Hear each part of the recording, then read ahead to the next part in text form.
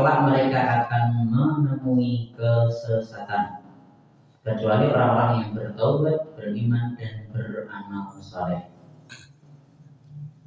Ibnu Abbas berkata, menyia-nyiakan sholat bukanlah meninggalkan sama sekali, tetapi mengakhirkannya dari waktu yang seharusnya.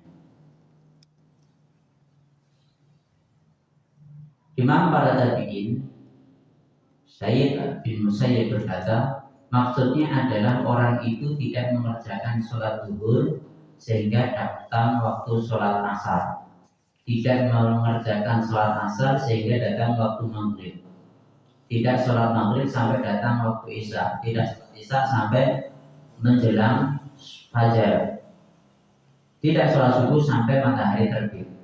Barang siapa mati dalam keadaan terus-menerus melakukan hal ini dan tidak bertaubat, Allah menjanjikan baginya ghoi, yakni lembah di neraka jahanam yang sangat dalam dasarnya, lagi sangat tidak enak rasanya. Jadi yang dirahmati oleh Allah, dalam ayat ini menunjukkan bahwa meninggalkan sholat itu adalah ciri-ciri orang yang melakukan dosa besar. Bahkan di ayat ini disebutkan akan datang sesudah mereka pengganti yang menyia-nyiakan sholat ini dan memperturutkan hawa nafsu. Berkaitan dengan ini, Rasulullah di hadis yang lain pernah menyebutkan bahwa suatu kaum itu tidak akan lebih baik dari kaum sebelumnya. Nabi sabdanya seperti itu. Tidak akan datang suatu kaum kecuali setelahnya itu akan lebih jelek dan akan lebih jelek lagi. Pasti seperti itu. Maka dari itu, ketika kita memiliki generasi sesudah kita, usahakan untuk dididik baik-baik. Karena kalau tidak, pasti akan lebih jelek daripada kita. Intinya di situ aja, garis bawah yang perlu diperhatikan itu cuma di situ. Kita harus perhatikan keturunan kita, penerus generasi penerus kita itu harus diperhatikan, terutama kaitan dengan keimanan kepada Allah, kaitan dengan ibadah kepada Allah, supaya dia jadi saleh. Ini yang perlu diperhatikan di situ. Dia harus jadi saleh. Selain itu kaitan kenapa kalau kita harus mendidik anak kita supaya jadi saleh? Bukan jadi kaya, karena kalau kaitan dengan kekayaan, kaitan dengan rizki sudah ditetapkan. Adapun surga dan neraka seseorang itu belum kita ketahui. Tapi kalau rizki sudah jelas datang pada diri kita. Jadi yang harus diperhatikan justru salehnya. Kaitan nanti dia mau kaya atau tidak ya tergantung takdir masing-masing. Selesai gitu aja. Jadi kan jelas sebelum kita dilahirkan di dalam kandungan sudah ditetapkan kita rizkihi wa ajalihi wa amalihi wa sadiyun au sa'idunnya gitu. Akan ditetapkan rizkinya, amalnya, ajalnya, terus dia itu akan susah atau senangnya. Udah ditetapkan. Terutama kaitan dengan rizki udah ditetapkan, ini catatannya. Sering saya sampaikan kaitan dengan rizki itu bisa jadi kita nggak ngapa-ngapain tahu-tahu rizki udah datang sendiri. Karena orang kemudian ini, ada seperti itu pernah kejadian dan banyak kali mungkin bapak atau ibu-ibu jamaah pernah mendapatkan seperti itu. Karena orang kemudian dari Allah, tahu-tahu dari hamba Allah mungkin selain dia Allah yang rahmat. Itu kita nggak ada usaha sama sekali, karena takdirnya datang seperti itu. Kalau kaitan dengan salih itu harus diusahakan.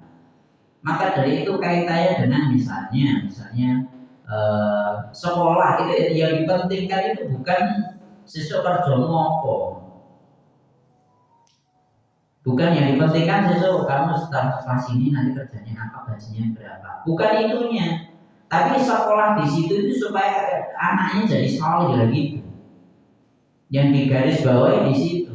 Kalau dia tambah soleh, sholatnya rajin, nah itu yang diperhatikan. Hafalan Qurannya tambah banyak, nah itu yang dicari. Dan itu bukan sekadar penting sekolah wah, sementing ning kono rapi terai yang lebu misalnya kono baru kuwi kerjane ning perpajakan misalnya, ya wis. Naudzubillah, nanti buka aja apa namanya di kitab ini nanti ada kaitannya dengan perpajakan, dosa besar. Narik pajak itu bisa besar. Bahkan kalau kita lihat di indeks yang terjadi pendapatan negara paling besar dari perpajakan, paling besar itu lebih dari 50%, lebih dari 70% pendapatan negara itu dari perpajakan ini. Alhamdulillah, kalau sudah seperti itu pasti dihargai oleh Allah. Bukan berarti saya nggak ngajar, apa namanya, ngajar nggak bayar pajak loh ya. Tetap bayar aja daripada kita susah sendiri, gitu aja. Ya, kita lanjutkan. Pasti generasi setelahnya akan lebih jelek, pasti seperti itu. Bahkan saya sering sampaikan kepada murid saya itu, kalau kamu kira-kira besok ketika punya anak, kira-kira pengen anakmu soleh atau enggak soleh, pasti jawabannya pengen yang soleh. Pasti itu pengen anaknya menake berbagai masalah di sekolah. Karena saya ngajarin di sekolah. Kira-kira nek anakmu kaya kowe wis padha kowe lah, sama seperti kamu bikin masalah seperti ini, kira-kira kowe bahagia apa hanya Pak Anau, karena muridnya hanya lihat hanya Pak. Lah yo wis nek kira jangan tau Pak anakmu sesuk luwe elek kok kowe. Kalau ngono Pak, iya. Hadisnya jelas, tidak akan datang suatu masa atau suatu generasi kecuali dia lebih jelek dari generasi sebelumnya. Si ngomong nabi, percaya ya monggo. Ya sudah, saya kira percaya silahkan lanjutkan aja. Jadi seperti itu, dan ini fakta. Maka dari itu ya kita harus hati-hati, ajarkan itu, tanamkan supaya mereka supaya kita memperhatikan sholat, anak kita memperhatikan sholat. Wattaba'u syahwat, dan memperturutkan hawa nafsu. Ini pun juga yang menyebabkan seorang jauh dari syariat, itu memperturutkan hawa nafsu. Sudah saya sampaikan juga bahwa musuh manusia itu ada dua. Yang pertama hawa nafsu, yang kedua setan. Hawa nafsu dan setan itu yang menyebabkan seseorang tergelincir di sini. Itu musuhnya, musuh bebuyutan.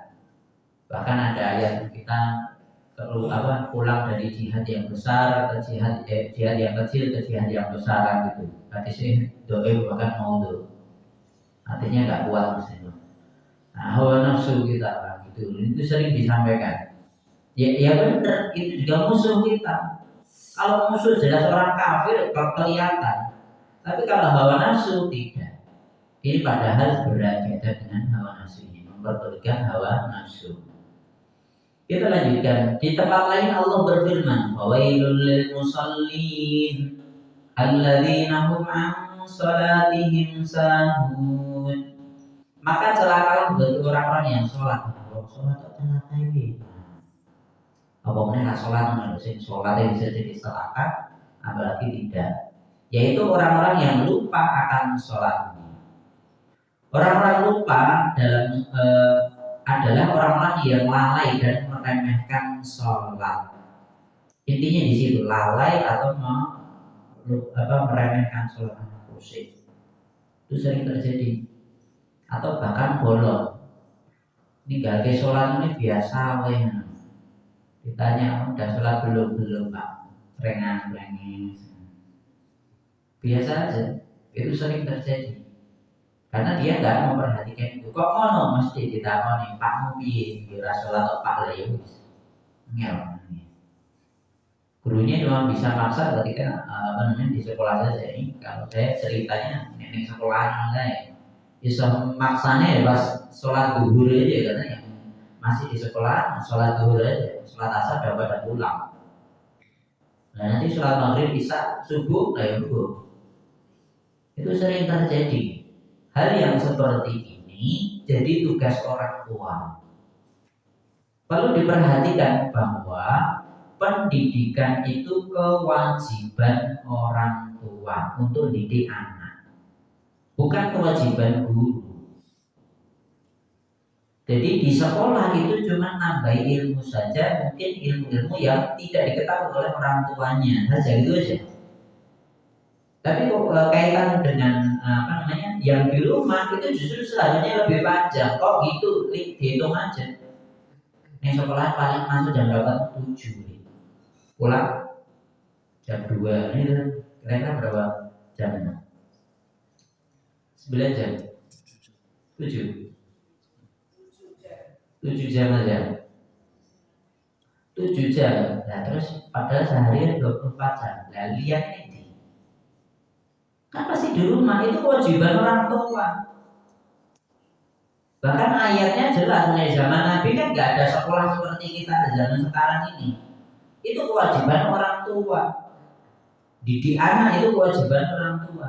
Dan sekarang ada sekolah itu untuk meringankan beban orang tua, ngajari ditambahi ilmunya. Tapi bukan berarti terus apa-apa diblekne gurune ra iso. Apa dibleke gurune ra iso. Gurune ya ora iso ngandani ya bar kuwi ning omah ditepne karo pate ra salat ra ngapa-ngapa. Bar kuwi sing disalke gurune ya ra iso. Jadi seperti itu.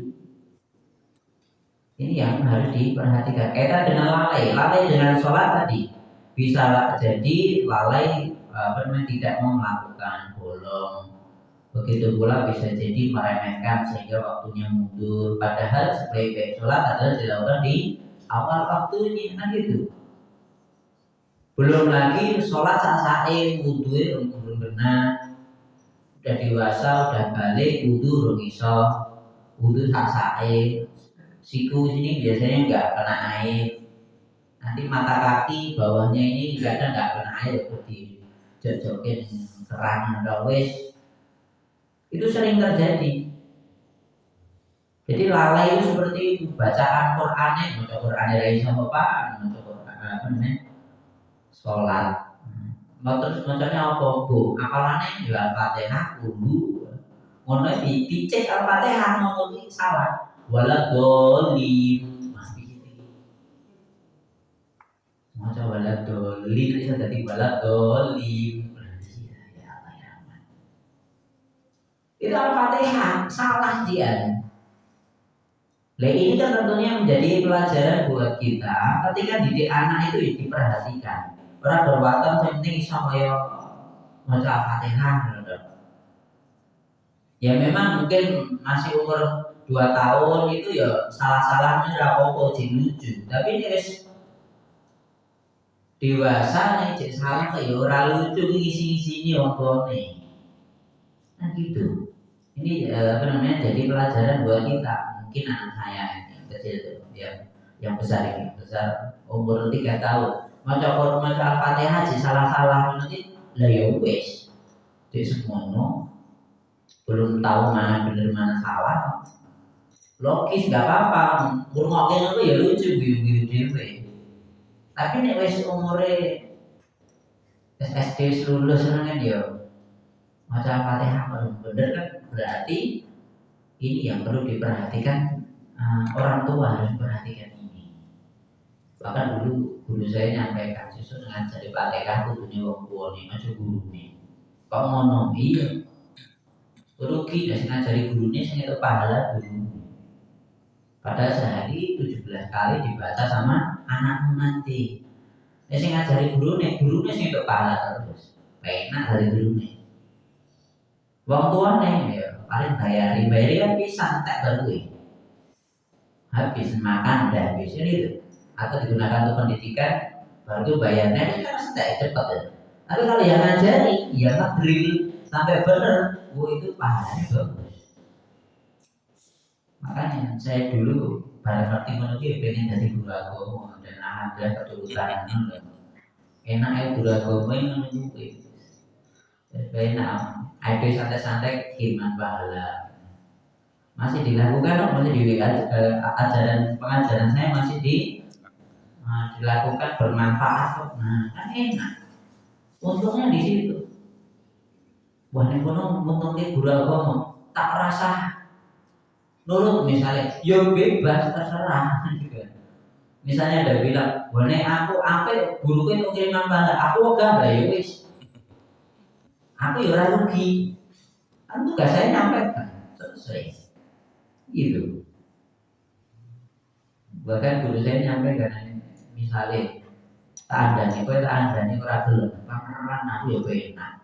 Misalnya aku sesuk pleset ning neraka. Neraka bayangane nek murid-muridku semua gawe. Tak ida-ida tak mancing dan mlebu surga aku. Penak. Jadi guru agama itu enak, berarti lu mikir buat penak juga ya. Investasi. Nah, investasi semuanya. Kaitan dengan rezeki tidak ada yang ngatur, tapi kaitan dengan amal jariah yang ini kaitan dengan ilmu yang tafa'u bihi, ilmu yang bermanfaat ini jarang orang miliki gitu. Ya, terutama kaitan dengan sholat ini, orang tua harus detil di sini. Nah, kalau kepala sekolah SMA Al-Islam itu bilangnya sepenting dewi wong tua atau guru itu greteh caranya. Greteh ya kok. Juweh namanya wis muni criwis ngene takon ya wis salat rule ngono telepon badur salat rule derek tangan ning ngono kan baru dan salat kan dari dulu takon terus ketemu lagu kulit salat dulu nah ngono tok jane takonnya derek barang wis baru berjuwe nang wis baru insyaallah hati kok yang penting tanya nih tanya, kita pengen tahu tentang itu. Karena kita kalau nanya baru dia sholat kan berarti kita yang nyuruh dia. Kita dapat pahala di situ. Jadi amar ma'ruf nahi munkar orang kudu nanggo qala ta'ala ngono serasa. Atau qala Rasulullah sallallahu alaihi wasallam wis ora butuh ngono kuwi. Ora iso serasa ngomong ngono kuwi wis. Salat dulu ngono tok wis. Pak Dude kenapa Mas salat dulu? Ngono kan ya wis to. Terus mikir, selacak anak saya duit, cuma gitu aja kan mereka udah mikir kan gitu. Berarti orang tua itu memperhatikan sholat saya kan gitu. Kalau udah seperti itu, insya Allah dia akan tetap menjaga sholat itu. Bahkan ketika misalnya keluar dari rumah atau dia harus merantau atau nikah misalnya, itu yang diwanti-wanti pokoknya sholat dijaga. Udah gitu aja. Besok mulai sholatnya dijaga ya. Nah, telepon ya kan, sholat dulu mulai, sholat dulu kan enggak. Bahkan salah satu hal yang disampaikan oleh bibi saya, oleh bulik saya dan pak lin saya. Setelah bapak meninggal itu yang diingat adalah bapak saya almarhum itu sering jam 3 malam kepenting telepon. Wah, saya pun masih ditolong. Sholat malam lagi, ayo sholat malam. Kudu nonton nih, ya Allah. Si ingat itu, jangan telu. Jangan boleh. Saya juga sama telepon, jangan telu telepon. Jauh telepon. Anili sholat malam, gitu. Udah. Yang diingat justru itu setelah bapak tinggal itu yang diingat seperti itu. Karena apa? Beliau berteh. Meskipun saudaranya, meskipun jauh, itu zaman sekarang udah zaman mudah kok. Jadi seperti itu, ini hal yang baik harus kita. Kita lanjutkan. Sa'ad bin Abi Waqqas berkata, aku bertanya kepada Rasulullah tentang orang-orang yang lupa akan sholatnya. Beliau menjawab, yaitu mengakhirkan waktunya. Jawaban beliau seperti itu, namanya lalai itu mengakhirkan waktunya. Sebaik-baik sholat itu kan bagi laki-laki di masjid. Dan dengan sholat di masjid berjamaah berarti mesti awal waktu menurut.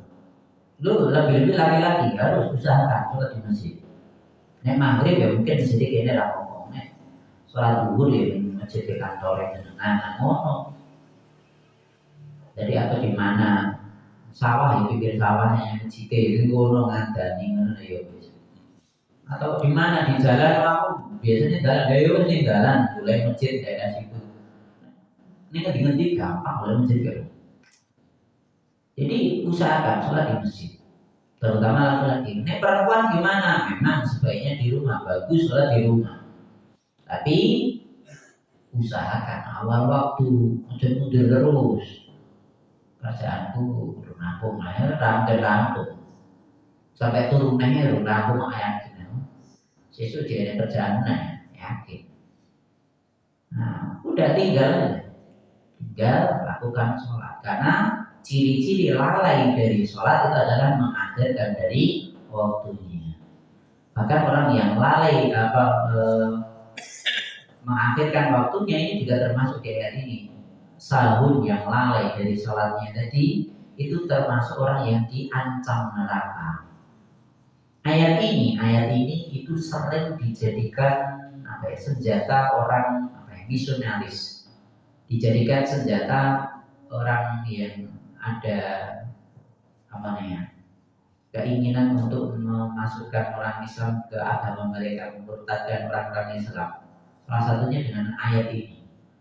Apa kita ada sholat? Sholatnya celaka, bocoran ayat ini. Ini salah. Jadi mereka cuma baca terjemahan aja, nggak tahu tafsirnya. Harus tahu ini. Seharusnya ayat ini bermakna orang sholat aja celaka, orang sholat dan ngono. Kamu orang Islam aja belum tentu selamat kok. Buktinya yang surat Maryam itu disebutkan in kuntum illa waliduha. Tidaklah kalian kecuali memasukinya, melewatinya. Berarti uang Islam ya sesuai neraka sih ngono diateki ngono. Padahal melewati juga melewati sirat tadi.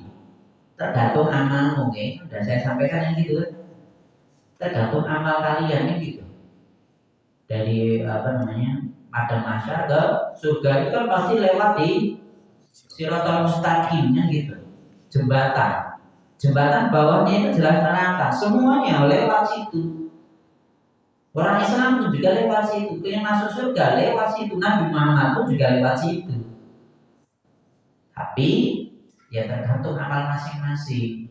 Lewatnya ada yang secepat kilat, ada yang paling cepat, ada yang biasa saja.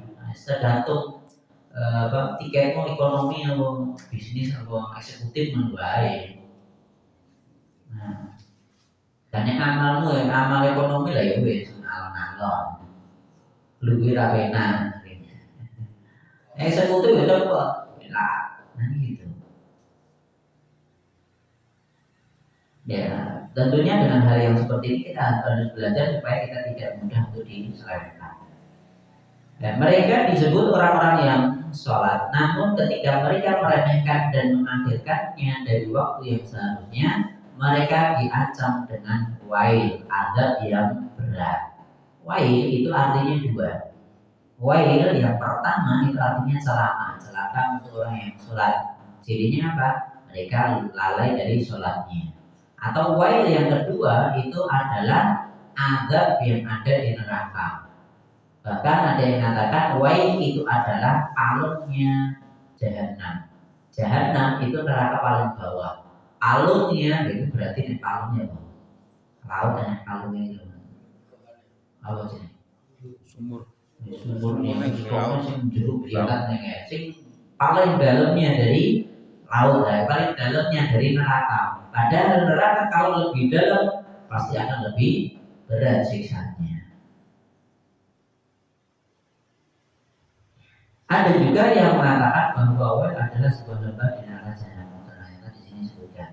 Jika gunung-gunung yang ada di dunia ini dimasukkan ke sana, niscaya akan melelehlah semuanya karena sangat panasnya. Itulah tempat bagi orang-orang yang meremehkan sholat dan mengakhirkannya dari waktunya.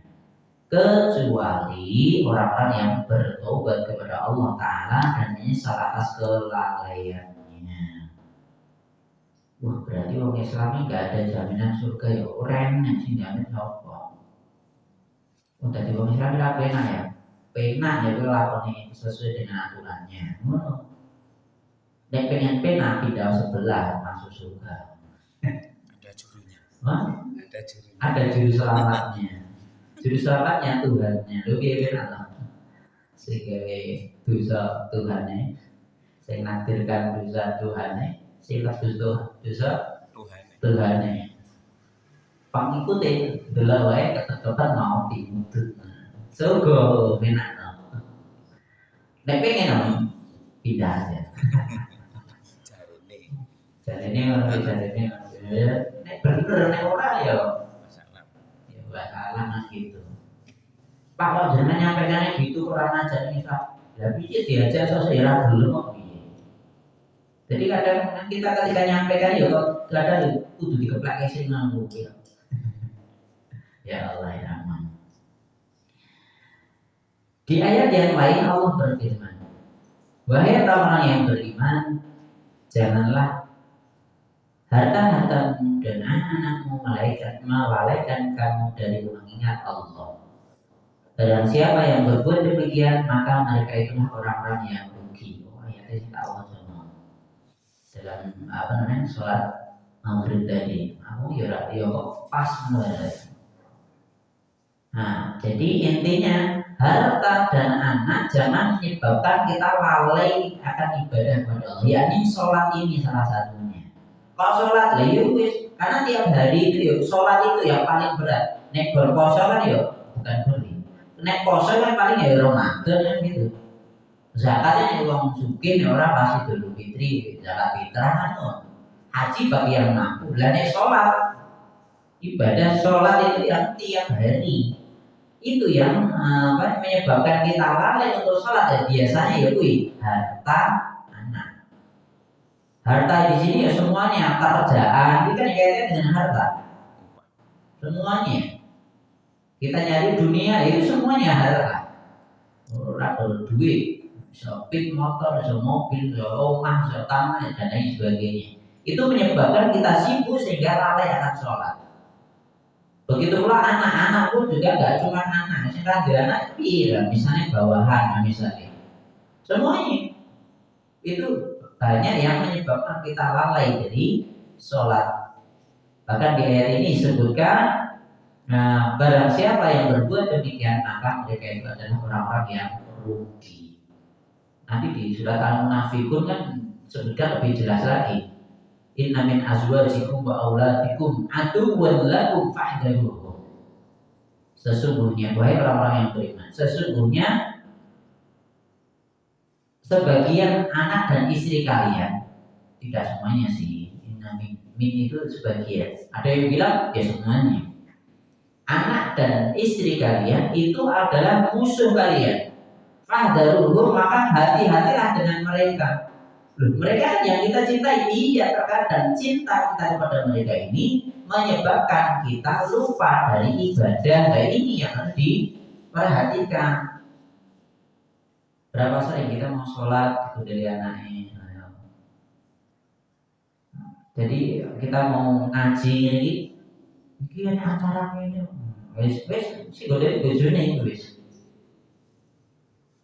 Jadi ini sering terjadi. Bahkan gini, bahkan apa ya? Saya pernah dengar ini disampaikan kepada istri saya. Jadi teman dari bapak saya, bojomu jauh tali utang baik misalnya. Berarti itu dakwah saja. Jadi ini hal-hal yang seperti itu gojekan tapi benar. Bojoku ora paham awalnya. Tapi setelah itu, oh ini loh maksudnya. Nah, jadi terkadang kita mau ibadah itu ya hambatannya banyak kan gitu. Bisa jadi dari pasangan kita, istri kita, dari suami kita, dari anak kita. Mereka yang kita cintai. Harap sedekah, Pak harap sedekah anaknya jalur Pak jajak lagi lalu. Boleh sih sedekah orang kan. Harap sholat ya dari Arab mana itu orang mas dan seterusnya. Jadi kita yang semuanya keluarga kita harus ngaji kabeh ben ngerti. Nek sholatnya waktu sholatnya orang nelpon, kan ngono tuh. Bahkan saya sering nyampaikan pada istri, nek hubungi saya WA wae, ojo telepon. Lebih-lebih ketika waktu sholat ojo nelpon wis. Pokoknya ngisi kajian orang mungkin tak angkat. Bisa jadi tak silent teleponan. Kecuali masa-masa penting misalnya anak pas lara piye, ya mungkin angkat. Tapi orang penting apa? Nggak mungkin diangkat kan gitu. Jadi kita sebagai seorang muslim pun ini kaitan dengan keluarga atau bahkan kepada orang yang bukan keluarga kita. Kita sesama muslim kudu ngerti iki waktune sholat ya jeneng pun ya mungkin diangkat. Jadi hal-hal yang seperti ini harus diperhatikan. Martamu harus sholat. Jadi jagongan harus itu sholat. Nah, hal-hal yang seperti ini harus diperhatikan. Sebelum dilanjutkan ada yang perlu ditanyakan? Masih banyak orang, silakan. Begini, mendengar cerita dari Ustaz tadi, kalau kacamata saya ini terutama di lingkungan saya ya, Solo dan sekitarnya, baru tahun berapa lah itu mengenal Islam. Iya. Kalau saya perhatikan tidak semuanya ini, tapi hanya Solo itu tertentu aja. Nah ini orang tua yang dulunya tidak di lingkungan Muslim itu otomatis juga ala kadarnya ke anak. Itu bukan generasi saya. Terus terang aja bapak saya itu saya SMP baru mendapat hidayah untuk sholat. Waktu itu bapak saya kan tentara pajak, jadi begadang terus sampai istilahnya begitu. SMP baru saya mengenal. Terus generasi saya ke anak itu perjuangan untuk bekerja. Jadi arahnya ke harta. Ada anak 3, pembantunya 2. Akhirnya tidak seperti orang tuanya, tapi seperti walinya. Apalagi untuk masalah sholat. Jadi agak kontra kalau saya mendengar ini tadi. Kecuali kalau di lingkungan mungkin Ustaz dengan bapaknya dengan ini terus itu hal biasa. Sekarang anak-anak kecil disuruh ke masjid, tuanya di mana nggak ngerti. Nakalnya itu dibilang itu. Nah, ini kan seperti ini banyak sekali yang saya lihat. Jadi kayaknya apalagi generasi ke saya itu tua baru belajar. Belajar Al-Quran baca Arabnya, belum nanti baca tafsirnya, belum pemahamannya. Bisanya hanya dalam pengajian seperti ini. Ustadznya ganti-ganti. Terus saya jangan minta maaf ini di Indonesia kan ada tafsir NU sama tafsir Muhammadiyah. Dulu-dulunya begitu. Katakanlah tafsir. Itu saja jadi kontra kita yang mendengarkan dari Ustaz ini cerita diskusi kontra. Nah ini menurut saya itu kebanyakan di Solo sekitarnya seperti Ustaz. Nah ini gimana strategi supaya terutama kita kecilkan ya di Masjid Al-Huda ini, karena kan pengajiannya bermacam-macam. Ya, memang benar. Setelah merdeka itu memang perjuangannya untuk urip sewes hebat. Ya memang setelah merdeka perjuangannya untuk hidup, untuk cari dunia itu memang berat. Ya kembali lagi hidayah itu yang menentukan Allah. Hidayah yang menentukan Allah. Nah sebenarnya sekarang ini tinggal apa andil kita untuk memperbaiki masyarakat di sekitar kita. Udah itu aja. Harus kita ikut andil. Andilnya apa? Saya di sini nyampaikan ngamu itu ya. Harus mau bongeng duit ya iso. Menarik dengan harta apa nggak iso. Isai bunga-bunga. Isai ngajak. Isai berbagi, banding ngandani loh, silakan. Karena sosok ya kudu menunggu. Sosok kudu menunggu karena orang Islami ya Indomie itu wis murtad. Dengan seperti itu aja udah murtad. Kembali lagi ekonomi. Ya, Tapi Sampai nih Ustaz, kadang-kadang saya juga di sini ingin sekali generasi anak saya yang punya anak kecil-kecil itu ikut mengajar ini, supaya mengajarkan anak kecil ya, contohnya seperti segini. Itu tepat sekali kalau ada seperti ini. Jadi tidak diculpe aja anaknya, tapi orang tuanya juga. Iya. Terus saya aja minta maaf ini pada ibu. Saya di sini tuh mulai tahun 85. Belum ada jilbab, tidak ada. Belum. Sedikit satu mungkin. Baru tahun berapa ini baru. Kan? Kalau diceritain ini kan seakan-akan kan tidak dari kecil. Jadi, nah, kebetulan ke anaknya sudah agak santai. Masih info. Ya, kita sebagai orang tua ya tinggal bilang aja. Siapapun yang kita kenal nasihatin, ya sholat, ya ngaji, udah usaha. Yang penting ada usaha. Lebih-lebih minimal dari keluarga. Minimal dari keluarga. Ini yang penting. Bukan untuk membanggakan orang tua saya. Sebelumnya sudah pernah saya sampaikan, bapak saya sholat komplit itu bandingkan lagi sholat komplit. Bapak saya itu. Jadi sholat komplit itu bandingkan. Wih sahadat itu ya tinggu. Kalau boleh tenanan itu lagi. Wih sahadat nikah wih. Sebelumnya sholat ya sholat-sholatan pada seperti orang pada umumnya. Karena bayi dia dia rasa sekolah sih sekolah bapakku untuk main sekolah dia tekan sarjana, untuk masyarakat kan bahkan bapak saya sekolah ambil kan isi sini kan kesenian. Akhirnya yo bar kuliah yo orang lagi keseni.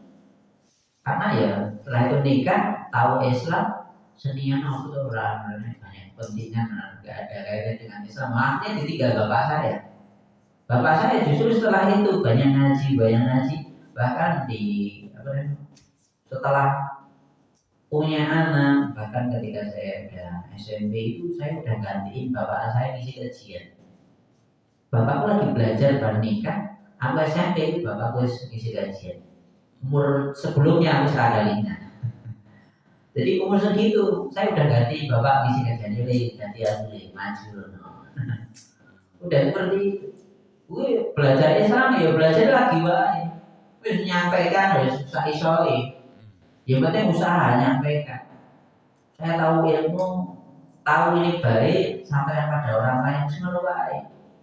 Kan gini, kalau kita tahu itu kenikmatan, itu hal yang bagus, itu pasti kita akan bilang pada orang lain kok. Logisnya itu dalam Islam seperti itu perintahnya. Kita tahu nikmatnya jadi orang Muslim akan dapat pahala seperti ini, nikmatnya hidup, tenangnya hati seperti ini. Kalau udah tahu seperti itu, kita pasti akan ngajak. Bapak saya itu sudah sama mengajak kepada orang-orang lain. Jadi bapakku mau Quran, orang beda kalau mungkin imam yang gini, wis podo ya. Bapak saya masih salah, wis biasa aku kan ya wis saya untuk tak bener ke yo. Baline, ya udah, yang penting ketika salah tak bener ke, baru salahnya ya wis. Tapi ngisi kajian yang dinti, waktunya semua habis untuk ngisi kajian. Bapak saya bisa apa? Mau Quran kayak ngono, mau hadis bisa iso. Pokoknya mau hadis. Wih saya parah nih. Jadi seperti itu, bukan untuk jelek-jelek, tapi dengan ilmu segitu saja bapak saya berani nyampaikan. Jadi seperti itu. Ini yang penting ada andil dari kita. Bahkan bapak saya karena ngerti Islam diambil, anaknya pokoknya kabeh mlebu pondok lho, wis rani pondok rata sekolah kene namanya. Iya. Jadi semua anaknya dari kabeh kudu ning pondok. Dia sing balelo berarti ra ning pondok ra iso sampai pindah pondok ping 5 apa ping pira. Ya sebenarnya ra disekolahke, kowe sekolah nek pengen sekolah bayar dhewe ngono. Bener nanti saya. Jadi seperti itu.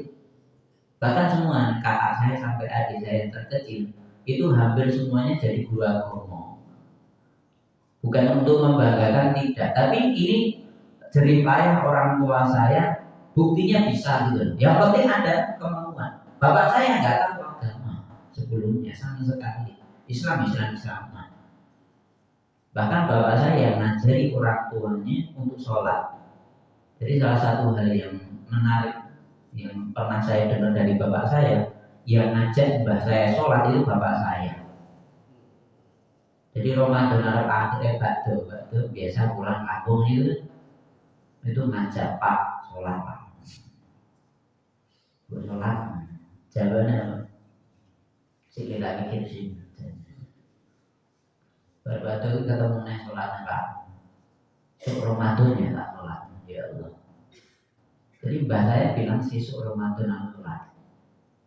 Padahal itu lagi bakdo Idul Fitri lagi kan. Itu wis nunggu setahun.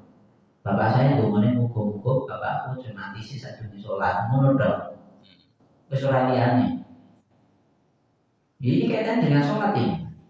Dan benar. Sadurunge Ramadan kurang 3 hari itu berapa pulang dulu saya. Nggawa sarung, nggawa baju kuku, terus nggawa apa nggawa oleh-oleh. Wis. Terus sudah dekat dengan Ramadan tanya, Pak Sanjana jam sholat? Iya nih, harus sholat. Aku ya wis tuku sarung karo pelan. Gue pun Pak. Ya. Setelah itu sholat bagus. Sama Ustaz, kalau saya perhatikan itu hidayah itu kita dapatkan karena beberapa teman saya itu kalau sudah kena sesuatu jadi bok itu pasrah akhirnya benar-benar akan sekali. Nah ini saya perhatikan waktu kejebles istilahnya itu sama-sama ada yang benar-benar uang terus begitu kena masalah jatuh dia baru bertobat akhirnya sekarang wah pakai kartunya nggak pernah lepas. Nah ini saya udah berarti hidayah ini ternyata luar biasa lewatnya luar biasa. Ya. Makanya ya kita nggak tahu andil kita apa. Terkadang ada dari tenanan pengen bayar ya ora gelem. Tapi sing aduh kalau gojekan dijeblas-jeblas ki malah balik presiden enggak ya penak surga. Ngono mungkin yo malah dadi Islam tenanan ngono kan. Orang enggak kesalahan kalau sosok gojekan malah tenanan barang aduh tenanan. Lu karwan iso kok ngono. Nabi pun juga sama kok. Nabi itu pernah dakwain pemuka-pemuka Quraisy. Harapannya mereka itu yang punya jabatan, yang punya kursi di atas sana. Mereka mau Islam kan harapannya rakyat itu jadi Islam kan ngono. Nabi dakwah tenanan. Baru ada Abdullah bin Maktum perang buta, pengen dinasehati. Itu malah Nabi bermuka masam, berpaling. Langsung dimarahin sama Allah. Langsung sebutkan turun surat Abasa gitu. Subhanallah. Jadi Nabi wis tenanan, ya ora iso jatahe ora iso. Lah bareng wong orang kenal ora rasa ngerti teko pengen belajar, ya Allah ya Rahman. Itu sering terjadi. Ada yang mengharapkan memasukkan orang ke dalam Islam, ternyata nggak bisa. Buktinya Nabi kan cuma doanya, ya Allah kuatkanlah Islam dengan antara dua Umar ini. Umar yang pertama adalah Umar bin Khattab, yang satunya adalah Abu Jahal atau berapa? Maksudnya Abu Jahal. Jadi dua Umar ini mereka hebat semua, kuat semua. Ya Allah kuatkan Islam dengan dua orang ini. Wis aku praktikkan dengan salah satu dari dua Umar ini. Mintanya baru menonton. Sing mlebu Islam Umar. Sing siji nek ora Islam. Lah ya wis akhire ngono. Kita nggak mesti bisa masuk mengajak orang Islam terus dia masuk Islam, belum tentu. Bahkan ayatnya innaka la tahdi man ahbabta walakin Allah yahdi man yasha. Kamu nggak bisa memberi hidayah kepada orang yang engkau cintai, namun Allah yang akan memberi hidayah dengan semau dia. Semau dia. Allah nggak serangan bu. Wongnya apik ora, ketik-ketik apik kan ya iso. Soalnya itu kejeblesin, masa ya kudu apa sih terserah. Jadi terserah Allah, caranya Allah bagaimana. Lebih-lebih mana ada orang percaya dengan agama. Misalnya kalau guru saya bilang kalau ayatnya kan di laut, misalnya ombak besar mati, ya orang dia agama jodohnya loh. Kalau kita kan ya Allah minta sama Allah gitu. Ya orang ada agama kira-kira gimana apa? Atau misalnya numpak pesawat kan, pesawatnya Mulai. mati siji mesinnya, no. Kayak film-film ini, mati siji. Nek wong Islam kan minta sama Tuhannya. Nek orang ada agama terus ngapa? Terkadang kita juga butuh seperti itu. Nek wis kepepet, iki arep mati apa ora kan minta tolong sama siapa gitu. Bahkan orang Islam abangan misalnya gitu, ratau sholat, terus nangis apa pesawatnya kayak ngono, syarat mati pesawatnya. Ini dhuwur, wonge arep mati pesawat karo wonge arep mati. Wong Islam kan mesti tetap mintanya sama Allah. Ini kepepet kok ngomong ini. Nah, ini hal yang terkadang ya wong itu tunggu dulu ya, wis kepepet ya. Lakinya pun ya Allah ya. Enggak sekarang.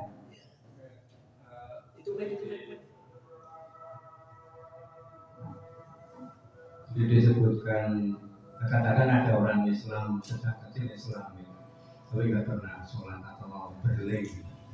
Kemudian nggak tahu dapat hidayah atau bagaimana, baru sholat setahun, 2 tahun, kemudian meninggal dunia. Apa yang semacam itu memungkinkan bisa masuk surga? Betul. Ya, bagus. Besok Jumat saya khotbahnya itu innamal a'malu bil khawatimi. Sesungguhnya amal itu tergantung penutup amalnya. Sadurunge mati kowe ngopo? Besok saya khotbah Jumat di Baitur Rahmah, Jumat kedua Agustus. Isinya itu. Tak sampai gini sih. Dan menurut Pak surga. Kenapa? Akhir amal itu yang menentukan seseorang surga atau neraka. Bahkan nanti dibuka hadis arba'in itu ada. Sebagian manusia nanti akan melakukan amalan-amalan ahli surga sampai dia itu mau masuk ke surga itu tinggal 1 jengkal tok. Tinggal 1 jengkal tok mlebu surga. Namun takdirnya dia ahli neraka. Ya udah mengamalkan amalan ahli neraka masuk neraka. Begitu pula lanjutannya ada orang-orang yang dia itu sejak kecil melakukan amalan ahli neraka sampai tinggal dia dan neraka jaraknya tinggal 1 jengkal saja. Namun takdirnya dia adalah ahli surga, tinggal 1 jengkal ini dia melakukan amalan ahli surga masuk surga dia. Itu hadisnya Sahih jelas Bukhari Muslim. Itu akan ada orang seperti itu. Makanya tadi pertanyaan, pokoknya udah sejak kecil Muslim, tidak 1 tahun dia sholat, terus dia meninggal, jelas surga dia. Bahkan kembali ke cerita mbak saya tadi.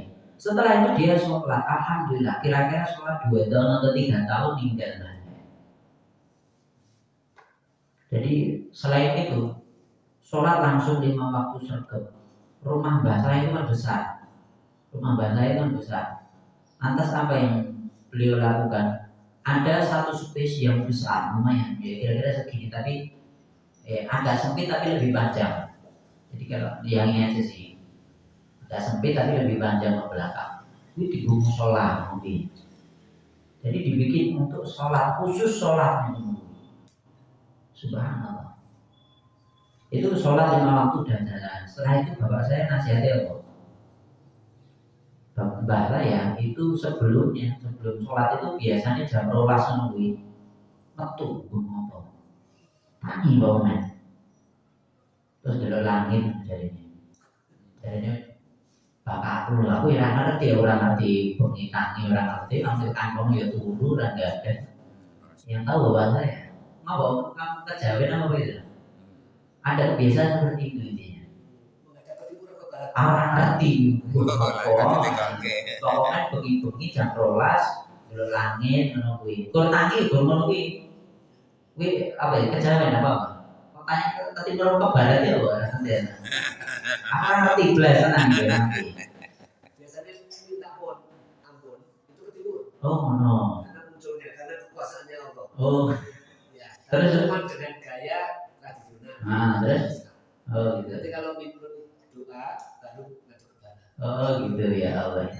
Aku orang ngerti gitu nanya. Pokoknya nanti bengi jam 11. Jadi jam 12 nanti tangi dulu langit menunggu ya Allah diomongi tak paham menunggu ngono. Nah, karena ada kebiasaan seperti itu, bapak saya cuma memindahkan dari kebiasaan itu. Jangan kan biasa bangun, itu sholat malam, subhanallah. Setelah itu ya udah diubah sholat malamnya juga kuat, subhanallah. Ini hal yang baik. Ini salah satu cerita bahwa kita bisa nasihatin siapapun, nasihatin anak kita, nasihatin orang tua kita. Bahkan di dalam Al-Quran pun juga komplit ini. Anak nasihati bapaknya, Ibrahim. Bapak nasihati anaknya, no kan nasihati anaknya. Nasihati istrinya, no nasihati istrinya. Lut nasihati istrinya. Istri nasihati suaminya, Asia, Fir'aun. Kan gitu. Wes ana kabeh. Rakyat kecil nasihati rajanya, Musa. Gitu. Terus raja nasihati rakyatnya, Sulaiman. Ini apa ceritanya? Itu semuanya ada, tinggal kita keadaan kita seperti apa toh. Kita gunakan itu untuk nasihati orang lain. Pokoknya bernasihati tetangganya jelas. Ini orang yang kita cintai, orang yang kita itu aja yang dinasihati. Apalagi nasihat tetangga Nabi Muhammad jelas kepada keluarganya semuanya, semua yang ada hubungan dengan dia, ada hubungan darah, semua dinasihati satu persatu. Belum lagi tetangganya orang yang nggak kenal dinasihati semuanya. Udah jelas ada dalilnya. Yang pentingnya dia ada andil untuk mengajarkan Islam pada orang lain. Nah, itu yang penting. Saya juga dulu kita bahkan bapak saya itu punya teman. Dia itu guru. Dia itu sebelumnya kerja di Timur Tengah. Lantas beliau pun juga pernah jadi guru komputer saya. Jadi dia guru komputer saya jadi muridnya bijiku mesti 90 sama itu mana sebenarnya 90 mesti bukan 100 jadi nilainya mesti itu karena saya alhamdulillah bisa komputer pada waktu itu dan beliau teman bapak saya kenal bapak saya. Nah itu namanya Pak Ibrahim. Beliau udah meninggal, bahkan meninggalnya sebelum bapak saya. Jadi sebelumnya Pak Ibrahim ini senang sama bapak saya. Bapak saya menyampaikan intinya tertarik, senang kalau penyampaian bapak saya. Dia senang. Dia orang kaya, dia nggak punya anak. Jadi orang kaya nggak punya anak, rumahnya itu PKU ke barat, rumahnya kiri jalan, mobil. Mau di sana. Nah, bapak yang dulu sebelum 3 serangkai dan bapaknya dulu itu yang juga punya percetakan besar, Pak Buyung. Dia juga punya percetakan, anaknya banyak dan dia pun juga kaya. Pak Ibrahim ini rumahnya situ senang sama bapak saya. Bahkan anak bapak saya itu pengen diambil satu. Tahu penannya, bapak saya kan juga mau. Ya anak gue semua pengen aku. Yes, pokoknya coba gue sih, kayak aku tahu pengen itu jadinya seperti itu dan bapak saya nggak mau. Mau yang kecil atau yang mana terserah, tapi bahasanya nggak mau. Intinya seperti itu. Lantas bapak saya ngajak dia udah ngaji, udah lama ngajinya, sama seperti bapak saya. Tahu ilmu banyak tapi nggak mau menyampaikan kepada orang lain, nggak berani. Terus diajari bapak saya, dia udah diajari. Itu melu aku ning ndi, Jawa, melu ning Merapi, sampai ning Kerjo, ikut dulu wis pokoknya aku nyampaikan apa kan jenengan tahu. Sesuk tiru tenangku, ngono tok wis. Jadi ngajak wong gak iso nyampaikan iki ngono kuwi tok carane. Ya Allah ya Rahman. Ya udah setelah itu subhanallah dia nyampaikan pada orang lain. Bahkan meninggalnya itu dalam keadaan bareng isi kajian. Jadi isi kajian terus dia hidup dan bagaimana meninggal. Subhanallah.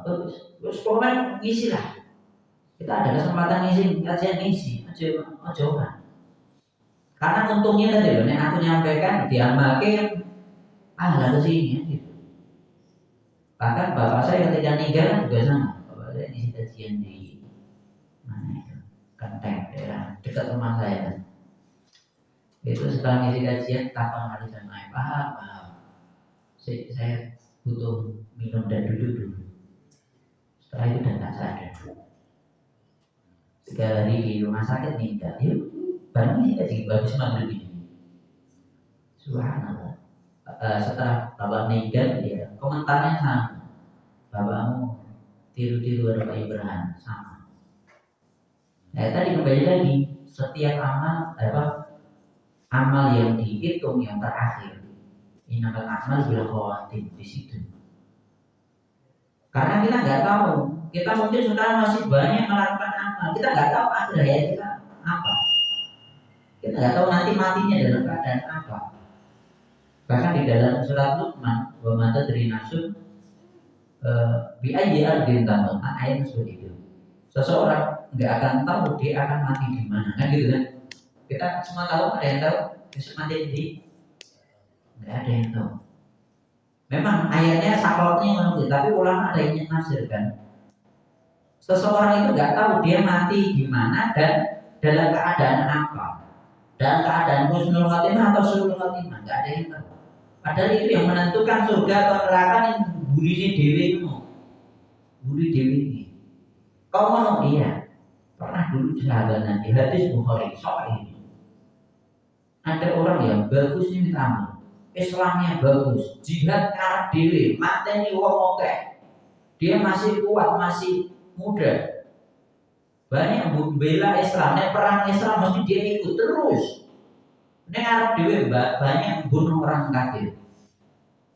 Orang-orang pada nanti hebat soko ini. Ibadahnya bagus, perang Arab dewi, ora tahu absen, perang maju Arab dewi.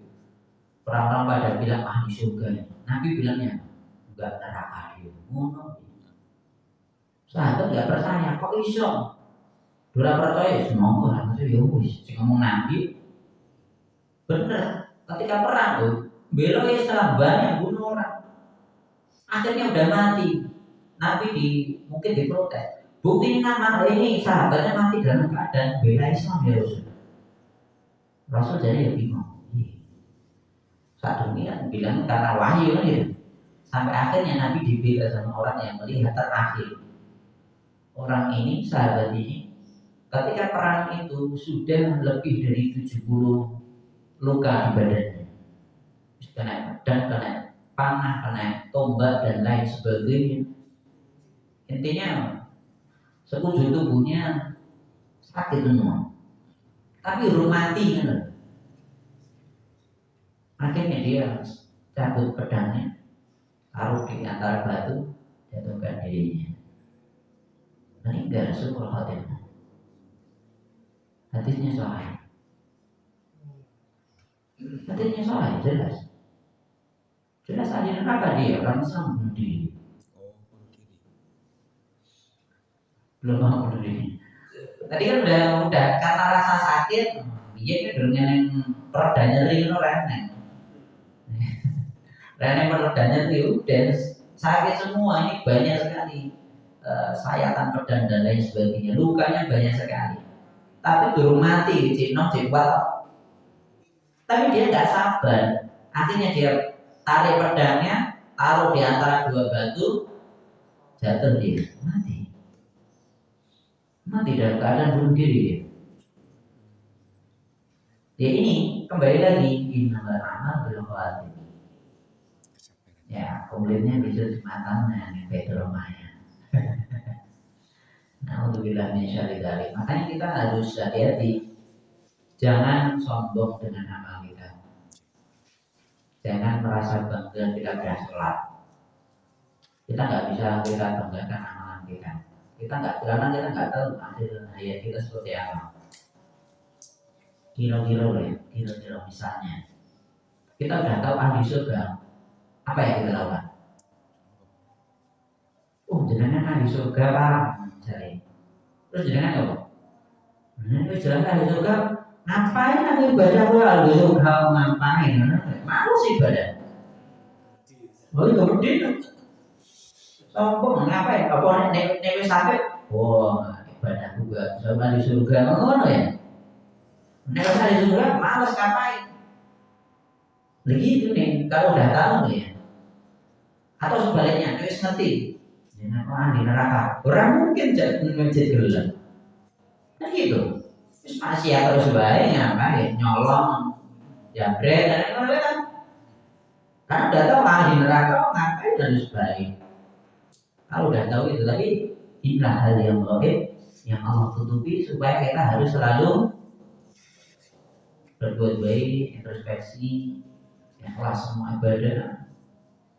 Dan ini yang harus kita perbaiki. Makanya saya pun juga sebagai udah nyampaikan banyak kajian, udah saya isi di mana-mana, saya usaha untuk itu. Saya nggak bisa sombong, apa yang bisa kita sombongkan? Enggak ada. Kita sama saja. Kita belajar bareng-bareng, udah jalankan syariat Islam dengan baik, nyampaikan yang nyampaikan. Setelah itu Allah pahala yang Allah yang ngasih. Saya tetap minta husnul khotimah. Semua kita minta husnul khotimah. Tapi salah satu cara untuk mendapatkan husnul khotimah adalah dengan memperbaiki semua niat dalam ibadah. Karena niat inilah yang menyebabkan seseorang diterima atau enggak ibadahnya. Itu di situ. Niat ikhlas ini.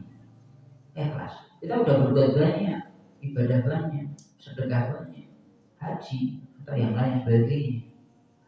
Kalau itu enggak ikhlas, kalau itu enggak niatkan karena Allah, enggak dapat apa-apa. Bahkan nanti cerita tentang perang Uhud itu ayatnya ada jelas. Perang Uhud atau perang Uhud? Perang Uhud perang kedua.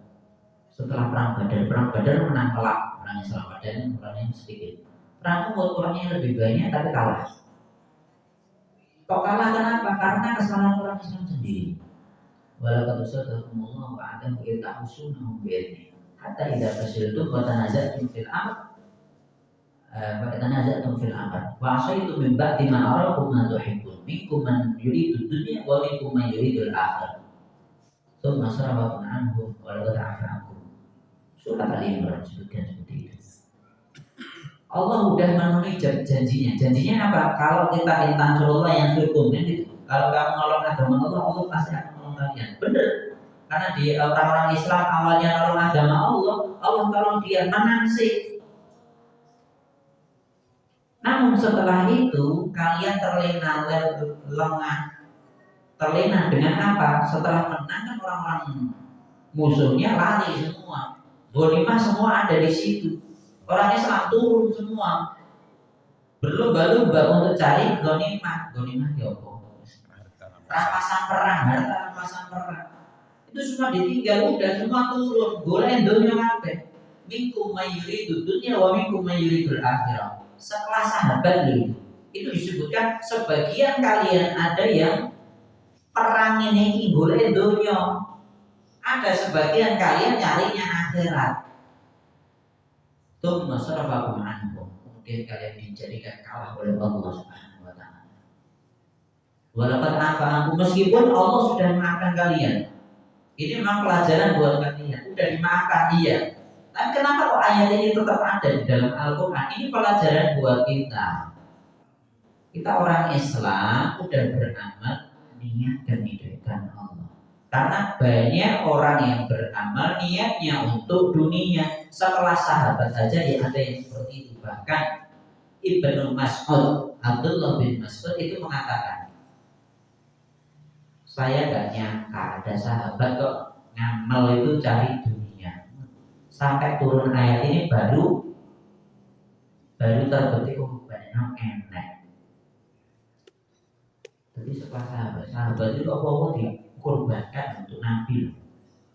Semuanya yang hijrah, apalagi yang hijrah dari Mekah, kabeh Ditinggal. semua ditinggal karena bojone ora gelem Islam ya ditinggal kabeh hartanya pokoknya sing sugih Abu Bakar Abdurrahman bin Auf semua ditinggal nggak boleh dibawa tapi ditinggal untuk Islam niatnya awal benar tapi lama kelamaan bisa jadi ya untuk mencari ikhlas dan niat yang benar itu memang usahanya berat dan menjaganya sampai meninggal itu pun juga berat. Maka ini yang harus diperhatikan supaya kita husnul khotimah, niatkan semua itu karena Allah. Gak usah bangga dengan apa hasil jerih payah kita. Saya pun nasihat untuk saya sendiri. Aku sama ngaji kalau sebelum oke do senang misalnya. Aku rasa bangga ngapain bikin mereka senang ya Allah bukan saya. Omonganku ya saat-saat ini gitu.